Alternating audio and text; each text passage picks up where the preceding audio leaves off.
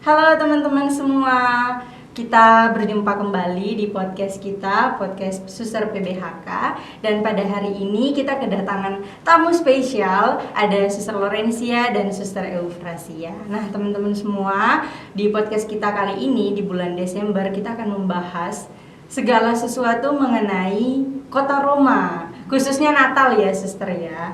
Kebetulan Suster Lorencia bertugas saat ini di Roma. Kemudian ada Suster Eufrasia yang akan menjalani tugas perutusan yang baru di sana. Nah sebelum itu teman-teman, kita kenalan dulu secara khusus dengan para suster yang hadir ini. Ada Suster Eufrasia dan Suster Lorencia. Silakan Suster memperkenalkan dirinya. Suster boleh.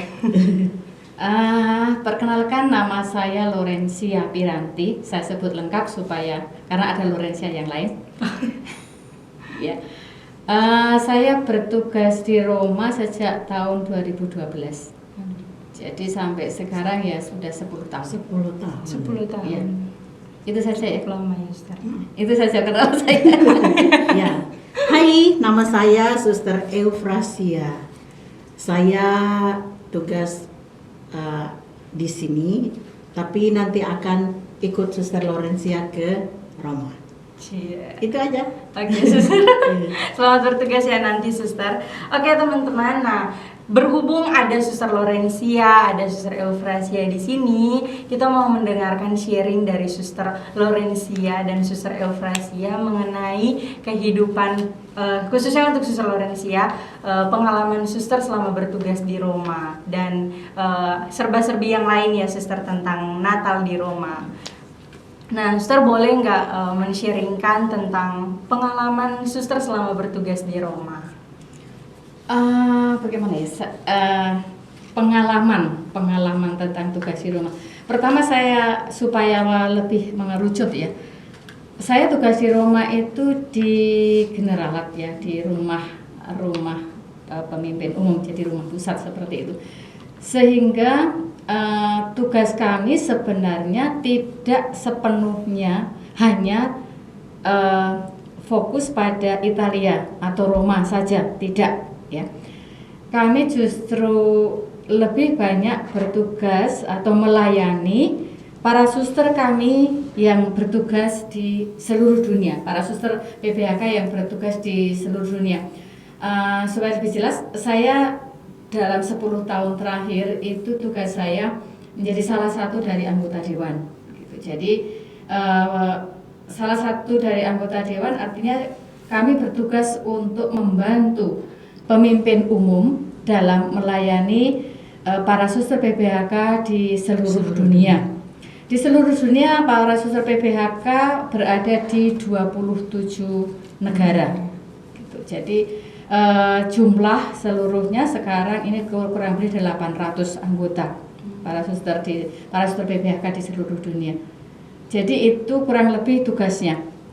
Nah, pengalaman tentu karena ini melayani para suster kita di seluruh dunia, maka juga lebih kita mau melihat juga para suster yang bertugas di negara masing-masing, melihat bagaimana kehidupan mereka, bagaimana pelayanan mereka, bagaimana kerasulan mereka di negara mereka masing-masing. Itu tentunya itu yang tugas pelayanan atau kerasulannya. Nah sekarang sedangkan pengalaman hidup di Roma, tentu karena kami komunitas berada di Roma juga tentu ada satu pengalaman yang memang beberapa hal yang berkaitan langsung dengan situasi di Roma, gerejanya misalnya, kemudian tentu kita hidup di Roma itu juga sebagai satu organisasi itu juga ada semacam legal entity, badan hukum ya di sana seperti itu, juga ada kewajiban-kewajibannya terhadap negara seperti itu. Itu karena komunitas berada di Roma dan komunitas Generalat itu menjadi satu badan hukum sipil juga di sana gitu. Nah kalau melihat pengalaman gereja di Roma atau di Italia pada umumnya, itu saya mengatakan bahwa saya berani mengatakan bahwa kehidupan gereja Katolik di Roma atau Italia pada umumnya itu masih hidup. Tentu tidak bisa dikatakan dengan jumlah yang berlimpah seperti di masa lalu ya. Namun demikian saya berani mengatakan masih hidup. Misa harian di paroki itu Tetap ada. tetap ada, bahkan tidak hanya satu kali. Pagi sore itu masih ada. Terus juga catatannya di Roma sendiri itu ada ratusan gereja. Ya. Kurang lebih 600 gereja di sana. Itu di kota Roma sendiri. Jadi bisa dibayangkan kalau setiap gereja itu ada misa harian, ya jangan berharap bahwa di gereja itu umatnya akan sangat banyak begitu. Tapi masih tetap ada gitu. Terus hari Minggu, misa hari Minggu juga tidak hanya satu kali. Di paroki tempat kita berada, tempat kita tinggal itu masih 4 kali. 4 kali misa hari Minggu. Ya. Kalau musim dingin itu ya 4 kali, kurang lebih 4 kali, itu pagi dengan sore gitu. Itu masih ada umat. Masih ada lah, saya katakan masih hidup. Tentu tidak bisa diharapkan seperti berlimpah-limpah seperti di masa lalu, tetapi masih hidup. Itu untuk situasi gerejanya. Ya, Suster, maaf saya potong, Suster. Nah, itu kenapa kayak Suster tadi mengatakan kan tidak seperti masa lalu yang umatnya berlimpah itu, alasannya kenapa kok bisa seperti itu, seperti sekarang ini begitu? Ya, ini tidak lepas dari pengalaman Eropa pada umumnya ya. Di mana pengalaman Eropa pada umumnya itu ada satu generasi yang kemudian mulai tidak lagi percaya pada Tuhan. Gitu. Di Italia tidak sedemikian keras, tetapi di negara Eropa yang lain itu ada yang sampai mereka mengalami dilarang menyebut Tuhan. Mengatakan kata Tuhan itu saja dilarang. Ada pengalaman itu. Dan itu pengalaman itu tidak 1-2 tahun, tapi mungkin bahkan 1 generasi, gitu. Itu sebabnya kemudian muncullah generasi yang ya mulai bertanya Tuhan itu apa, agama itu apa, Tuhan itu apa, karena memang tidak pernah mengalami satu pendidikan di dalam keluarga bahwa Tuhan itu ada dan sebagainya. Itu agama itu sudah sudah tidak dianggap. Jadi seperti itu. Ada semacam pergeseran pergeseran gitu. Ya, cuma yang itu tadi saya katakan di Italia tidak sedemikian keras. Gitu, karena tradisi-tradisi membawa anak-anaknya ke gereja, terutama nanti saya ceritakan di masa Natal, itu masih kuat. Masih sangat hidup ya. Masih sangat kuat. Itu kalau di Italia itu masih kuat gitu. Itu sedikit perbedaannya dengan beberapa negara Eropa yang lain. Eropa Barat saya maksud. Sayang sekali ya, Suster, jadinya. Jadi iman setiap anak dari keluarga itu juga benar-benar ini ya, Suster. Ya, jadi Tuhan itu semacam ya apa sih? Kalau pertanyaan saya Tuhan itu apa? Itu artinya itu sudah bukan sesuatu yang penting. Gitu, seperti itu. Gitu. Ada pengalaman itu, gitu. Ada pengalaman itu. Itu yang menyebabkan menurun ya untuk ke gereja. Ya tentu mereka punya alasan ya. Ada yang mengatakan bahwa karena di gereja banyak skandal, karena di gereja banyak masalah, maka mereka kemudian lebih baik tidak usah ke gereja. Ya itu alasan yang bisa disampaikan, gitu ya. Ada juga yang mengatakan di gereja terlalu banyak mengeluarkan uang. Ada yang seperti itu juga, itu alasan bisa diinikan. Betul. Alasan seperti itu. Suster. Wah, sangat memprihatinkan juga ya ternyata, Suster, karena kan dari pandangan umat ya, Roma itu kan benar-benar ya kalau dari umat sendiri, dengan kekatolikannya. Bahkan pusat gereja Katolik ada di sana begitu ya, tapi ternyata di luar itu saya sendiri baru tahu kalau ternyata di sana mengenai iman sendiri sangat memprihatinkan juga ya. Cuma ya seperti saya ulangi sekali lagi, di Roma masih baik. Masih baik. Dan saya melihat lagi ini sesudah pandemi. Ini seperti macam ada kebangkitan lagi. Gitu ya.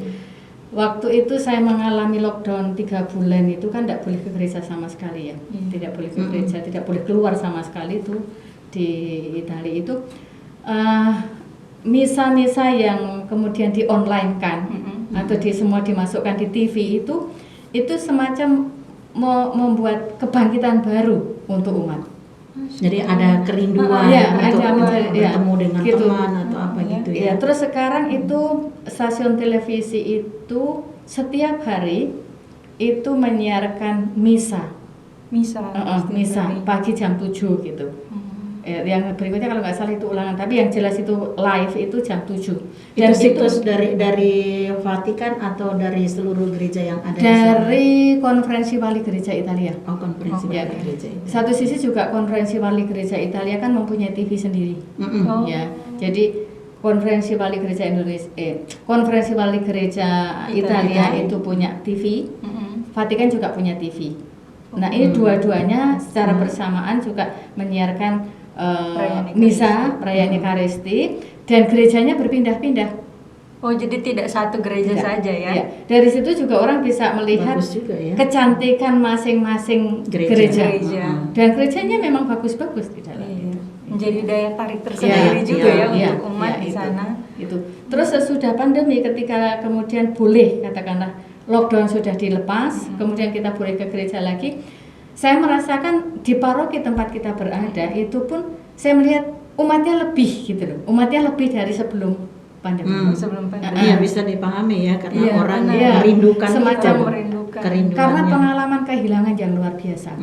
Pengalaman kehilangan yang luar biasa dari orang Italia atas pandemi itu kan kehilangan banyak keluarga yang meninggal kan ya. Ratusan ribu orang meninggal dalam waktu yang sangat dekat itu satu kehilangan yang luar biasa. Itu saja yang luar biasa ya, Suster. Maksudnya ternyata pandemi itu menghasilkan sesuatu untuk gereja gitu. Iman umat ternyata semakin bertumbuh dari pandemi itu. Nah, Suster, itu kan di Roma kan kita kenal sebagai pusat gereja Katolik dan pasti banyak sekali tarekat dan kongregasi yang berpusat di sana juga. Mengenai perkembangan panggilan, Suster, di sana, apakah di sana seperti kalau di Indonesia sendiri kan, Suster, kita cukup tahu kalau di Indonesia banyak panggilan yang tumbuh di sini. Nah, apakah di sana juga sama seperti di Indonesia atau bagaimana, Ustaz?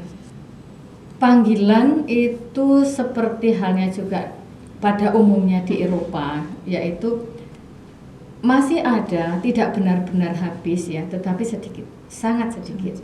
Ya, untuk tarekat kita sendiri sudah tidak ada. Untuk tarekat kita sendiri sudah tidak ada.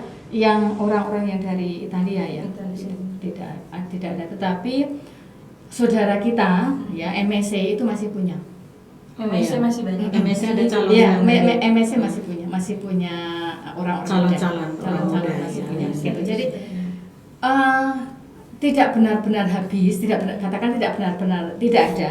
Ada, cuma sedikit. Ya. Ada tapi sedikit. Gitu. Terus kemudian kali lalu ya nggak sengaja saja saya datang ke dekat Basilika Laterano itu kan ada kantor semacam kantor keuskupan gitu ya. Itu masih ada seminari. Masih ada seminari dan ketika saya tanya kepada monsinyornya yang bertugas di situ masih ada orang Italia. Masih ada orang Italia yang menjadi seminaris. Dan juga beberapa kali saya masih bertemu, masih melihat imam orang Italia, orang muda gitu. Jadi masih ada, hanya ya memang tidak banyak. Tidak banyak. Nah, soal apa ya namanya? Banyak kongregasi yang berpusat di Roma itu memang benar, ratusan kongregasi memang berpusat di Roma seperti itu. Saya tidak tahu persis sejarahnya kenapa mereka semua ke Roma. Pindah ke Roma. Saya hanya dengar-dengar saja, tapi saya tidak punya dokumen sumber data yang pasti seperti apa. Katanya memang diundang. Diundang oleh salah satu pemimpin negara itu waktu itu, mungkin Mussolini atau siapa, untuk memang datang ke Roma gitu, untuk memindahkan pusatnya ke kota Roma. Tapi ini saya tidak punya sumber yang pasti. yang bisa dipercaya. Jadi ya ini hanya katanya. Gitu. Katanya gitu. Tapi yang jelas faktanya bahwa ratusan kongregasi memang pusat Ada di sana. Ada di Roma. Ya. Walaupun ya sekarang orang-orang yang bertugas di kepemimpinan umum sudah beralih sebagian besar, maksudnya sebagian besar itu kepemimpinan umum dari kongregasi-kongregasi itu sudah bukan lagi Eropa Amerika. Katakanlah Eropa Amerika Australia tidak lagi begitu, tetapi sudah beralih ke Afrika Asia. Ke Afrika Asia Pasifik sudah beralih kepemimpinan umum itu. Itu kelihatan dari masing-masing kongregasi itu ya. Siapa pemimpin umumnya, dari mana gitu ya. Terus kemudian anggota-anggota dewannya itu dari mana. Sekarang sudah banyak yang beralih ke Afrika dan Asia Pasifik. Gitu. Kalau dulu kan masih sebagian besar Eropa. Sekarang sudah beralih. Gitu.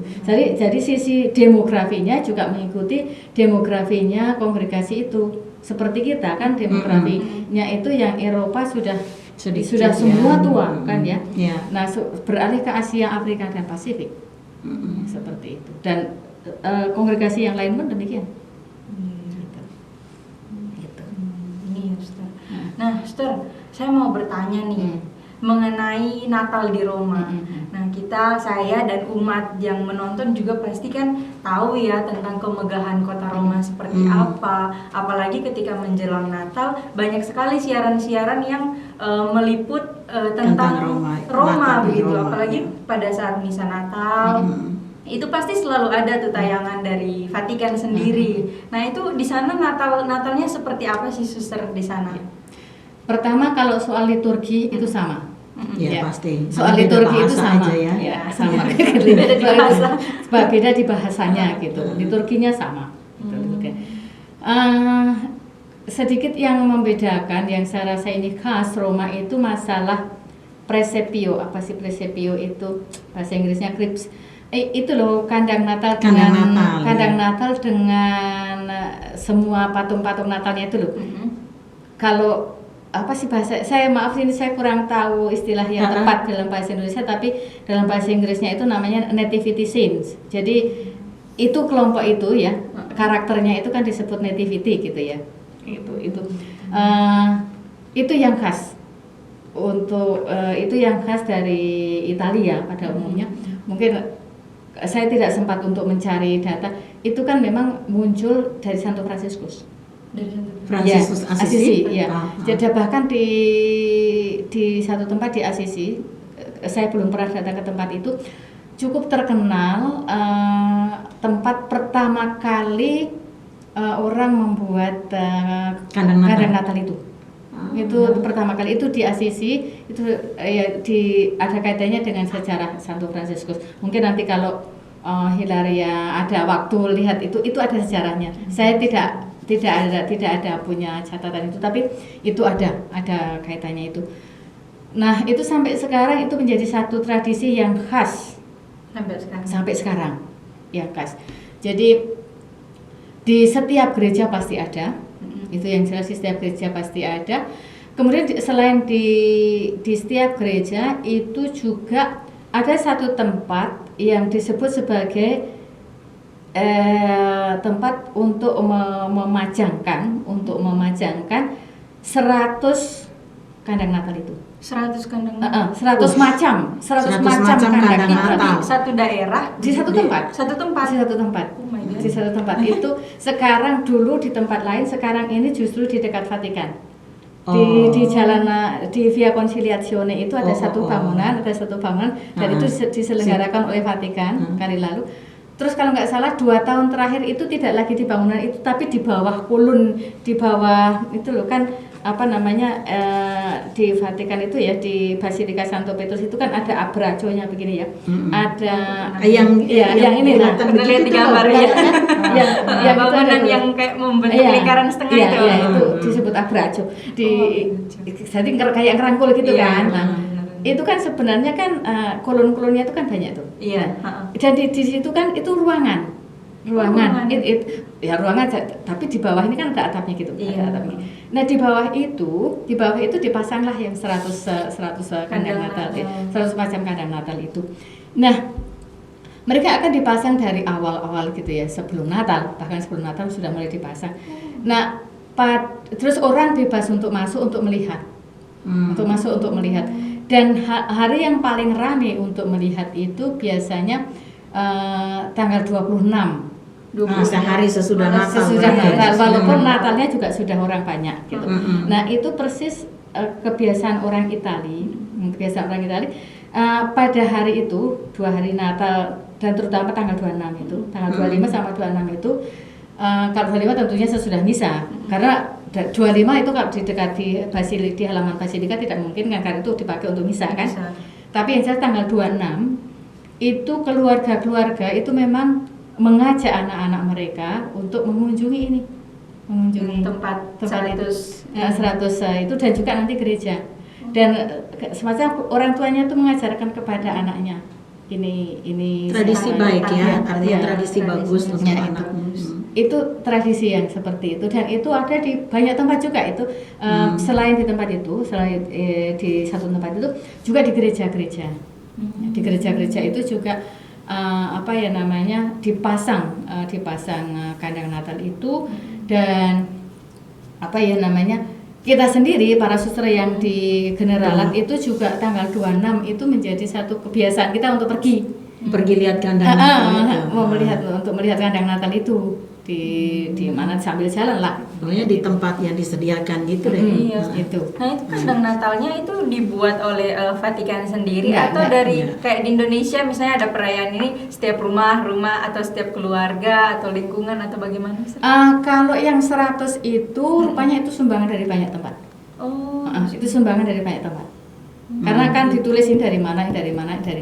Oh. Dan juga pencipta atau artisnya atau senimannya, Kreatornya senimannya seniman. yang membuat ini, yang membuat Kandang Natal ini akan disebut ini buatan siapa Oh. gitu. Jadinya jatuhnya kayak ini ya, suster menampilkan seniman itu Iya. mau dengan seni yang seperti apa, bebas ya berarti. Ya. Kalau seperti Bukan tahun sekali. 2018 waktu kami ke sana ya, kami ke Roma itu persis sebelum Natal itu kan mereka menyiapkan kandang Natal di depan basilika itu. Nah, itu disebutkan bahwa itu dari negara Mesir, model negara Mesir apa ya? Itu dari yang model. kandang Natal kayak gimana itu? Kalau yang di halaman Basilika Santo Petrus itu memang pertama untuk kandang Natalnya itu selalu sumbangan atau hadiah dari desa tertentu gitu loh, dari provinsi tertentu. Nah untuk tahun ini saya baru lihat juga beritanya ini dari Venezia, dari daerah Friuli Venezia dari sana. Dan disebutkan juga untuk tahun ini itu nanti karakternya itu orangnya itu akan setinggi manusia. Wow. Setinggi Besar, manusia. besar sekali. Setinggi manusia. Terus bahannya dari kayu kedar. Kayu Kedar itu kayak bagaimana? Gini. Itu sudah kayu kedar. Yang jelas nama itu ada di dalam kitab suci. Iya, Oh. betul. Nama kedar itu ada. Pohonnya mirip sekali dengan pohon cemara, tapi bukan pohon cemara. Mungkin kalau kita yang tidak tahu orang pikir bahwa ini pohon cemara, gitu, tapi bukan. Itu pohon kedar. Jadi sering dipakai untuk lampu Natal itu, untuk Pohon Natal. Kalau itu pohon cemara benar. Pohon cemara benar. Kalau itu pohon cemara. Kalau untuk yang pohon Natal itu memang pohon cemara. Tapi kalau ini kedar, ini beda. Biasanya nggak pernah dipakai untuk pohon Natal. Oh gitu. Nah terus yang seperti tadi Suster Ibu katakan kan, saya juga pernah membaca ya Suster, ada pohon Natal yang selalu setiap Natal itu dipasang di depan Basilika Santo Petrus. Nah itu kan ada yang besar-besar ya. Terakhir saya baca beritanya ada 30 meter ya besarnya. Itu asli pohon cemara setinggi itu atau Asli. Iya kan bisa jadi kerajinan yang lain ya, entah dari Asli. apa gitu. Itu asli. Asli sih. Asli. Itu pohon Natal beneran, pohon cemara beneran. 30 meter. 30 meter. Itu makanya kan ya bisa dibayangkan itu harus dipotong kan pohonnya. Iya benar. 30 meter harus dibawa ke situ, dan itu juga lagi-lagi itu bukan dari situ, bukan dari Roma. Jadi gitu. datangkan sumbangan berarti lagi. dari Sumbangan lagi dari lain. desa mana gitu. Desa-desa. Nah, yang ini yang tahun ini nih dari desa Rosello, Abruzzo. Dan itu Italia Tengah.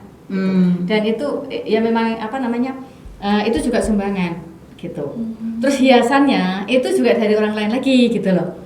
Hiasan Natalnya ini yang kali ini dari apa ya namanya? para penderita yang tinggal di pusat rehabilitasi psychiatric rehabilitation. Apa psychiatric rehabilitation apa? Yang apa namanya? Rehabilitasi jiwa ya. jiwa. Ya itu hiasannya buatan mereka. Untuk tahun ini hiasannya buatan mereka. Sangat Semua ikut terlibat. Pernah nggak? Saya lupa tahun berapa itu hiasannya dibuat oleh anak-anak penderita kanker. Oh iya, iya pernah itu di tahun berapa ya? Itu pernah seperti itu. Jadi itu memang sumbangan dari daerah-daerah lain seperti itu, gitu. Nah terus sebenarnya tradisi memasang pohon Natal itu bukan dari awal-awal sekali, tapi itu baru mulai dari Paus Yohanes Paulus kedua. Sesudah Konsili Vatikan II berarti ya? Bukan hanya Konsili Vatikan II, tapi itu tahun 1982. Oh 1982 ya? Itu berarti sudah lama. Konsili Vatikan II sudah lebih. Ya. Dan itu Paus Yohanes Paulus kedua itu membawa tradisi itu karena itu sebenarnya kan tradisi dari kurang lebih dari Eropa Utara semacam itu. Tapi kemudian Italia juga mengadopsi adanya tradisi pohon Natal itu. Gitu. Ini juga pohon Natal bukan hanya di Roma itu bukan hanya di halaman itu, kalau yang tinggi ya itu di halaman Basilika Santo Petrus, tapi juga ada di tempat yang namanya Piazza Venezia. Piazza Venezia itu semacam pusatnya kota Roma kurang lebih seperti itu. Itu di sana juga dipasang itu. Terus biasanya juga di tempat-tempat yang kecil-kecil juga itu juga dipasang, dan juga dengan hiasan lampu-lampu. Nah, makanya kenapa dikatakan itu megah? Pada tanggal 26 itu orang kan keluar seharian sampai malam gitu. Kenapa sampai di malam itu? Di malam itu kan selain hiasan pohon Natal juga hiasan lampu. Bagus sekali. Hiasan lampu di jalan-jalan itu kan cantik sekali, maka itu juga satu kegembiraan tersendiri bagi mereka. Dan biasanya banyak sekali orang. Kami pernah mengalami itu satu jalan itu sampai padat, benar-benar padat. Yang satu jalan yang lampunya paling indah. Wow. Itu memang kesempatan. Senang sekali. Kesempatannya. Makanya biasanya orang suka berangkat itu mulai siang gitu ya, mulai siang sore-sore supaya nanti kan mulai sore kan. Lampunya sudah mulai nyala gitu kan. Kalau Terus, pagi kan nggak nampak lampunya tuh. Iya. Tapi kalau mulai sore itu kan orang sudah mulai lihat, apalagi mulai jam 4, jam 5 itu kan sudah mulai redup-redup gitu ya, sudah mulai gelap. Sudah mulai gelap, itu kan lampunya lalu bagus. lampunya Lagi musim dingin ya, suster. Pasti cantik banget. Ada salju-saljunya. Kalau salju nggak ada. Oh, nggak ada di sana. Roma nggak ada salju. Oh gitu. Tapi musim dingin ada. Ada. Musim dingin tapi tidak cukup untuk salju. Oh gitu ya. Kecuali di daerah Imajinasinya pegunungan terlalu berkembang. kayak di apa namanya Assisi ya. Iya. Assisi itu ada. Kurang Ada dingin salju. untuk salju. Pernah terjadi selama saya bertugas di sana 10 tahun itu, satu kali saya mengalami salju di Roma, satu hari saja. Satu hari saja. Tapi ya saya harap sih tidak lebih dari satu hari, karena satu hari itu sudah merusak banyak fasilitas. Kenapa? Karena Roma infrastruktur Roma memang tidak disiapkan untuk salju. Ya. Gitu ya, karena memang sebenarnya daerah bebas salju gitu. Makanya ketika ada salju itu sudah mulai rusak yang lain, infrastrukturnya rusak. Waktu itu saya ingat sehari sesudah adanya salju itu kita kesulitan air dingin. Kesulitan. Oh ya, karena membeku ya. Gitu. Nah, syukurnya cuma satu hari. Bayangkan kalau 1 minggu. Kalau 1 minggu nggak ada air. Bisa nggak ada air. Air panas, adanya air panas. Itu memang luar biasa ya. Roma itu Saya mungkin ya, imajinasi saja ya. Hanya sebatas lihat oh iya rumah itu seperti apa. Wah, ini gimana nih Sister? Kalau sudah tinggal di sana ya biasa-biasa aja. Sudah biasa ya Sister, kalau sudah biasa di Yang sana. sudah lama biasa aja. Bagaimana yang baru nih? Nih kalau yang baru ya dengan perasaan pertama ya sudah pasti itu penasaran juga kan. Iya. Terus yang kedua ya sebagai manusia ya ada rasa ya cemas, ada rasa khawatir ya. Tuh Roma ya bisa nggak ya? Bisa bertahan lama nggak ya? Gitu kan. Iya, iya. Terus belum lagi nanti menyangkut cuaca kan. Cuaca. Aduh dingin, jangan-jangan tidak tahan dingin. Atau panas. Katanya di sana kalau panas banget Iya. ya. Kalau panas sekali. Panas sekali. Iya. Iya. Bisa mencapai 40 derajat. Ya ampun. Tuh, Iya. 40 Jadi derajat. jadi kalau panas di Roma itu bisa mencapai 40 derajat. Kalau dingin itu bisa -3 paling dingin. -3. Nah, minus iya, tiga. Ampun, Suster. itu cuma sampai -3. Karena di daerah lain bisa -20. Oh bisa sampai gitu. 10, Ini aja 20. Sister -16 udah dingin di sana. Serius harus persiapan benar-benar ini. Iya nih benar-benar itu. Ya itu kalau panas sekali, kalau dingin sekali, seperti itu. iya. Itu cuaca Roma.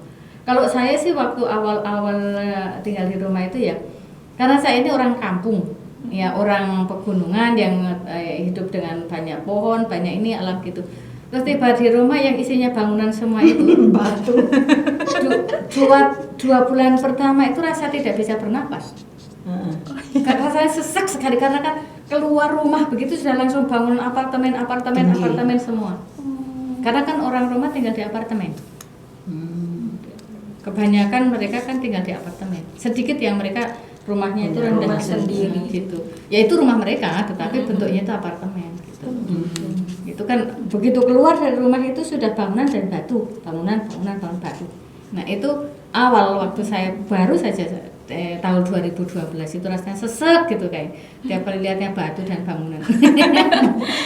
Saya ingat dulu waktu kami datang pertama ke Roma Ke itu Roma. ya, perasaan kan seneng tuh lihat, wih Roma cantik, kotanya cantik banget ya, ih bagus. Ini beliau kan sudah lama jadi mengajak kami untuk yuk keliling, kita naik bis tingkat itu kan, paling atas nih duduk sambil menikmati jalan, wih cantik banget gitu. Datang kedua mau pergi lagi, rasanya udah bosen.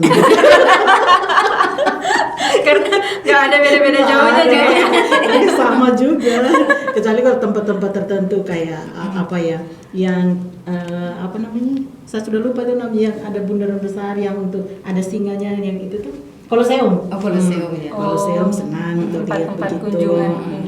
Lalu sama di tempat apa itu saya sudah lupa itu, kita buang koin kan, katanya kalau buang koin nanti Bisa akan datang balik, lagi. Oh, di sana Gitu. juga ada. Itu mitos. Oh mitos. Iya karena di beberapa negara kan juga ada ya sering Iya, itu mitos. gitu. Oh, di Roma juga ada ya mitosnya. Ada juga sih. Jadi mitosnya itu tempat itu namanya bahasa Inggrisnya Trevi Fontaine gitu ya. Oh, Trevi Fontaine, ya. Kalau bahasa Italinya Fontana di Trevi. Lah itu mitosnya begini. Kalau pengen datang lagi ke Roma, kamu bawa koin gitu, terus dilempar balik gitu. Jadi balik dilempar sini. ke belakang. Jadi ini airnya di sebelah sana, kan ada air mancurnya di sebelah sana gitu, terus ini koinnya di Lempar sini, koin. lemparnya begini katanya begitu, terus nanti bisa balik lagi ke Roma. Itu mitos. Oh, Susreo waktu itu sempat lempar Saya koin nggak kan? mau, takut balik ke sana. Ini nanti balik lagi. Makanya saya tanya, sempat lempar koin nggak? Kan percaya kayak gitu-gitu kan, oh, jangan sampai balik ya. itu mitos. Oke, Esther. Nah itu ya perayaan Natal di sana seperti itu. Kemudian ya ternyata Roma itu sungguh banyak cerita ya. Esther di sana 10 tahun di sana benar-benar. Nah sekarang nih Esther ada Sister Eufrasia yang akan bertugas di sana. Esther tadi sudah mendengar sharing dari Sister Loren. Makanya tadi saya sempat tanya, Esther waktu itu sempat ngelempar koin nggak di sana? Karena ini ada tugas perutusan baru ke sana tuh. Balik lagi. Nggak ya, itu kembali mitos ya Sister. Nah Sister dari tugas perutusan yang baru nih. Sister bagaimana perasaannya Sister ketika diberi kesempatan untuk bertugas di sana? Tapi kan Sister sudah sempat ke sana ya Sister beberapa kali. Saya sih sudah beberapa kali memang ke Roma ya. Tapi ketika diminta untuk tugas benar-benar bertugas di sana, perasaan saya pertama ya shock juga ya. Karena pertama saya tidak siap juga waktu itu dan tidak mengira ya, tidak sangka-sangka juga. Toh saya juga tidak ikut kapitel. Jadi saya sudah siap, apalagi saya baru pindah Papua kan waktu itu. Saya baru ya belum ada sebulan juga lah, karena saya datang tanggal 30 Agustus, lalu 31 tiba, praktis tanggal 1 September kan saya baru mulai kerja. 23 September itu saya dihubungi oleh pemimpin umum kan. Saya, hanya dibilang nih, Evra saya bisa telepon kamu besok jam 3. Saya hanya bilang, saya sudah punya feeling, pasti saya dipanggil ke sana ini. Tapi perasaan saya begini, ya mau menolak, saya sudah cari-cari alasan macam-macam, tapi semua terpatahkan alasan saya. Lalu saya juga pikir, kenapa saya tidak siap? Karena ya ini kan tarekat internasional. Tadi kata Suster Laurencia bilang, ini kan kita hadir di 27 negara dan kita ada di 5 benua. Kenapa saya pelit dengan tenaga saya? Ya sudahlah, sekalipun saya tahu bahwa secara fisik dan secara yang lain-lain mungkin saya ya belum punya yang cukup untuk itu, tapi secara batin saya siap karena saya kongregasi PBHK yang siap bermisi di mana saja saya diutus itu begitu. Ya perasaan memang sih ada perasaan manusiawi, takut ada takut. Jangan-jangan nanti bahasanya nggak bisa makanannya. Kalau makanan kayaknya nggak masalah untuk saya. Semua bisa masuk saja ya. Iya, semua bisa masuk. Cuman yang bertambahnya usia kan sudah mulai macam-macam, kolesterol tinggi lah, apalah kayak gitu kan, darah tinggi lah, harus mengurangi macam-macam kan. Ya, tapi ya sudah artinya secara prinsip bahwa kita ini internasional. Jadi ya udah siap aja untuk ditugaskan di sana. Walaupun belum saya sendiri waktu itu merasa, saya nggak punya bayangan kayak gimana ya. Apakah saya nanti bisa bekerja sama atau tidak? Lalu saya nanti bagaimana, bahasanya mampu nggak ya? Nanti bahasa nggak mungkin hanya bahasa Inggris saja kan? Pasti mau tidak mau Italia ini harus dipelajari juga karena kan tinggal di situ begitu. Ya itu sih. Saya nggak tahu Suster Loren dulu waktu pertama kali kayak gimana ya? Bedanya itu waktu itu saya kapitulan. Iya itu dia. Saya ikut kapitulan. Saya waktu itu ikut kapitul. Jadi saya mengalami prosesnya, kurang lebih mengalami prosesnya. Itu bedanya gitu. Terus walaupun ketika didatangi itu ditanyai itu saya punya alasan untuk menolak, tetap juga tidak bisa gitu seperti itu. Tapi satu sisi juga kita ini sekarang anggota, jumlah kita di Indonesia itu 1/4 dari total anggota. Kan tadi bilang 800 ya, sementara kita udah 200-an. Ya, gitu. Itu artinya tanggung jawab untuk seluruh kongregasi itu ya, kalau kita tidak terlibat itu ya kebangetan. Iya, gitu itu dia. Itu kebangetan kalau kita terus katakanlah biarlah orang lain yang terus terlibat seperti itu. Gitu. Kalau kita bicara masalah kemampuan ini dan itu, ya satu hal yang untuk saya ya, yang terpenting itu bahwa kita itu hidup religius kita itu memang ya sungguh di sana, gitu. Kemampuan ini dan itu dalam arti pengetahuan dan sebagainya bisa dipelajari, pekerjaan dan keterampilan bisa dipelajari. Tapi bagaimana kehidupan kita sebagai religius itu sendiri, sebagai PBHK itu sendiri, kesiapan kita sebagai PBHK untuk melayani, untuk terlibat penuh di dalam kongregasi itu menjadi kunci yang penting, gitu ya. Nah tentu kehidupan kita itu sebagai PBHK itu kehidupan kita itu tidak sendiri di dalam komunitas. Kehidupan kita itu di dalam komunitas. Itu artinya kita hidup di dalam komunitas, kita hidup dengan orang lain. Dan orang lain itu bermacam-macam. Kita di Indonesia yang Indonesia satu negara sudah, yang satu negara saja sudah punya banyak macam-macam sekali suku, budaya, suku, Nah bahasa. sekarang kita keluar dari Indonesia itu juga akan tambah lagi, dan kita juga perlu belajar dari awal lagi, gitu loh. Untuk belajar lagi hidup di dalam komunitas yang memang benar-benar semuanya baru. Saya benar-benar semuanya baru waktu datang itu, gitu. Dan kemudian ketika periode kedua pun, walaupun saya tetap tinggal di sana, orang yang lain kan juga baru. Pasti baru. Iya, Seperti itu. Kalau saya bersyukur masih ada suster Lorraine. Jadi saya, sudah nggak apa-apa deh.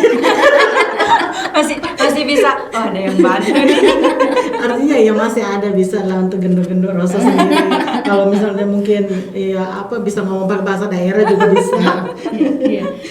Ya memang itu sebenarnya kuncinya itu ya, kita itu bukan masalah orangnya sangat pandai dan tidak, bahasanya bagus apa tidak, walaupun bahasa itu sangat dibutuhkan, betul juga sih. Tapi itu kan bisa dipelajari. Itu bisa dipelajari. Itu hal-hal yang bisa dipelajari. Pekerjaan ini dan itu saya kurang tahu ini, itu bisa dipelajari. Ada banyak hal yang kita bisa learning by doing. Gitu ya. Tetapi semangat hidup religius itu sebagai PBHK itu menjadi fondasi yang sangat mendalam ketika kita mau diurus dimanapun, sebenarnya tidak harus di Generalan, dimanapun. Dan itu kuncinya, kalau sekarang ini di komunitas di mana kita tempatkan itu sudah tidak bermasalah, maka harus keluar dari Indonesia pun juga tidak bermasalah. Itu ya. Itu ya tentu bedanya adalah ini di negara yang baru, di semuanya barulah, tempat itu baru, benar-benar baru gitu. Paling pernah hanya mendengar nama, orang-orangnya juga baru. Dan barunya itu bukan satu negara. Bukan teman senegara. Bukan senegara, dari negara lain. Bahasanya berbeda, tidak menutup kemungkinan kita itu bisa salah mengerti gitu, salah paham itu hanya karena bahasanya beda. Itu tidak menutup kemungkinan. Maksud saya begini ya, betul. Padahal sudah pakai bahasa Inggris ya. Sudah pakai bahasa Inggris kok tetap tidak paham gitu loh. Itu terjadi. Bisa saja. Itu bisa terjadi gitu loh. Jadi karena kan bisa jadi guyonan ya, contoh ya. Guyonan itu tidak bisa diterjemahkan. Iya. Apa yang lucu bagi saya orang Indonesia belum tentu lucu bagi orang lain. Apa yang tidak menyakiti bagi kita orang Indonesia bisa jadi menyakiti bagi orang lain. Gitu loh. Ada sangkut pautnya juga ya dengan budaya juga. Ada seperti itu. Karena sebenarnya bahasa dan budaya itu sangat berkaitan. Gitu loh. Gitu. Jadi ya memang awal-awal itu tentu dipelajari sampai orang itu bisa mengenal ya. Dan itu tidak akan selesai dalam waktu 1-2 hari gitu. Terus pasti lama juga. Semangat Suster Ew. Doain ya. Suster Ew, aku mau nanya. Tambah takut nih. Tambah takut nih. Sudah ada persiapan nggak seru di sana? Ya, karena persiapan yang heboh sih nggak ada ya. Artinya ya diem aja gitu, kayak pertama persiapan fisik tentu ya, menyiapkan pakaian yang perlu untuk di sana sesuai musimnya gitu. Lalu persiapan batin, lalu bahasa tentu gitu. Ya itu yang ya diam-diam saya mencoba ngintip dari HP itu kan ada apa namanya translator itu loh. Jadi mulai sedikit demi sedikit, saya belajar bahasa Italia, io apa begitu Italiano. Gitu, jadi ya mencoba sedikit demi sedikit kayak gitu. Mulai belajar ya, Suster. Iya. Tapi soal kerja kan udah langsung tuh, baru setelah diumumkan, lalu berapa lama kemudian lalu kami sudah rapat. Ini sudah ketiga kalinya kami rapat. Iya, karena begini, di dalam kongregasi kita itu pengalihan tugas itu begitu terjadi pemilihan dan sudah dipilih, saat itu juga tugas dialihkan. Langsung gitu. Ya. Jadi tidak ada yang namanya handing over, serah terima berapa masa transisi itu tidak ada. Tidak ada langsung. Jadi kalau misalnya itu kemarin di Kapitol Umum itu sudah ada acara handing over, ya, serah terima dari kepemimpinan umum yang lama ke kepemimpinan umum yang baru. Saat itu juga ini sudah menjadi tanggung jawab penuh kepemimpinan yang baru. tim yang baru, sudah sepenuhnya. Yang lama selesai, sudah selesai dengan sendirinya sudah selesai. Jadi tidak ada yang namanya masa transisi. Ya, kongregasi lain ada yang punya tradisi lain, tapi kongregasi kita memang begini tradisinya. Dan itu juga yang secara hukum kanonik ya, itu yang disetujui oleh Vatikan seperti itu. Jadi langsung ya. Jadi pemimpin umum itu ketika dia terpilih saat itu juga dia langsung ambil alih. Gitu. Jadi dalam Kapitol itu sesudah pemilihan pemimpin umum, terus pemimpin umum itu langsung pemimpin umum yang baru langsung sudah terpilih gitu. Maka langsung saat itu juga pemimpin umum yang baru langsung mengambil alih sebagai ketua Kapitol.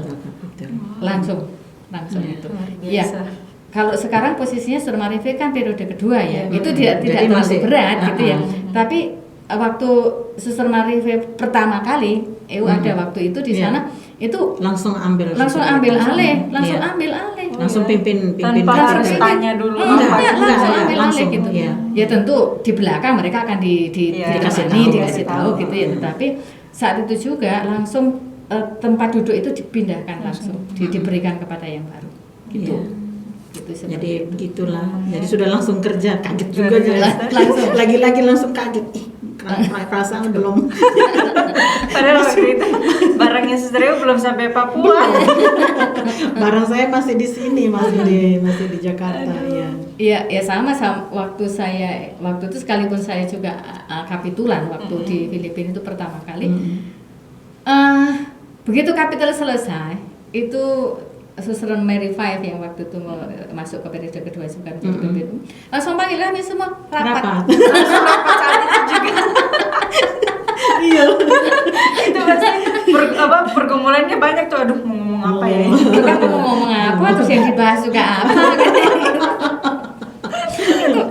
Itu kejadiannya memang seperti itu gitu. Karena memang kepemimpinan umum itu begitu sudah terpilih, sudah alih serah terima pada langsung menjalankan tugas langsung. Itu.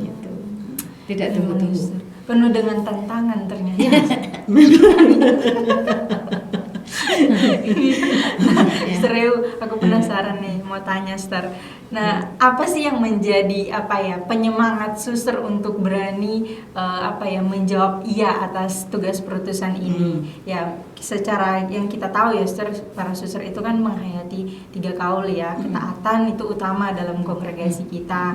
Nah, di luar itu Suster ada nggak penyemangat atau motivasi apa sih yang membuat Suster berani dan siap untuk menjalankan tugas perutusan di Roma?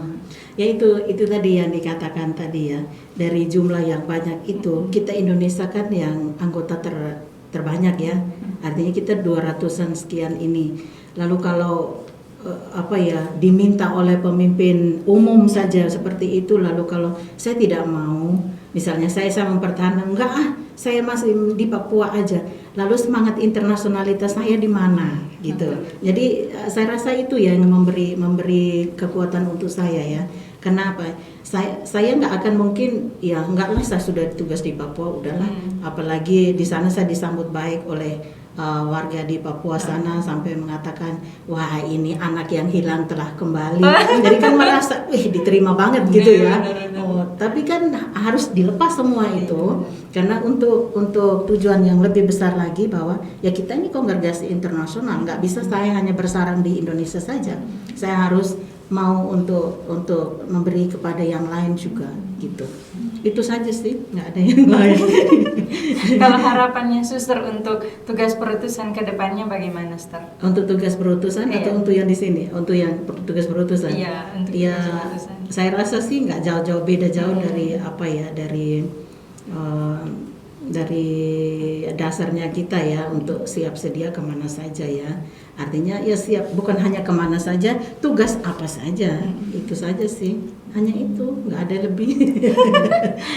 Kita kan sama dari Bunda Hati Kudus kan ya, Fiat Voluntas Tuo ya sudah seperti itu, sudahlah. Terjadilah. Susah senang ya, suka duka ya sudah, begitu. Itu Aduh, ternyata. persembahan diri ya. Iya, persembahan diri, benar Sir. Menjadi religius itu banyak tantangan juga, apalagi dengan kaul yang dihidupi ya Suster. Ya Suster, terima kasih banyak untuk pengalaman dan sharing Suster berdua sudah hadir di podcast kami. Terima kasih banyak. Sebelum kita tutup Suster, saya sebagai suster muda di kongregasi ini, dari sharing Suster berdua sangat menjadi motivasi untuk saya ya Suster secara pribadi, dan juga mungkin para suster PBHK Indonesia yang menonton podcast ini begitu Suster. Karena kan seperti yang Suster Loren sharingkan tadi, dari 800 sekian kita di Indonesia 200-an, termasuk 230 anggota kalau terbanyak tidak ya salah. Suster. Itu jadi menjadi keprihatinan tersendiri juga untuk kita melayani di sana begitu Suster. Nah Suster, saya boleh nggak minta pesan-pesan Suster bagi para suster muda dan semua para suster PBHK di Indonesia untuk kedepannya dalam hal tugas perutusan begitu Suster. Boleh Suster disampaikan kepada para suster, dan juga mungkin ada umat yang menonton ini juga mungkin ada pesan untuk Suster bagi umat di rumah begitu Suster. Silahkan Suster. Sweet. Iya. Nggak ada, Suster. Mau bilang pesan apa juga ya. Artinya ini untuk para suster yang terlebih yang ada yang muda. Nih, masalah tugas perutusan, saya kira kita nggak punya alasan untuk menolak ini dan itu ya, bahwa kita secara manusiawi punya perasaan untuk senang di suatu tempat ya, tapi kita harus bisa dicabut untuk memberi kepada yang lain juga.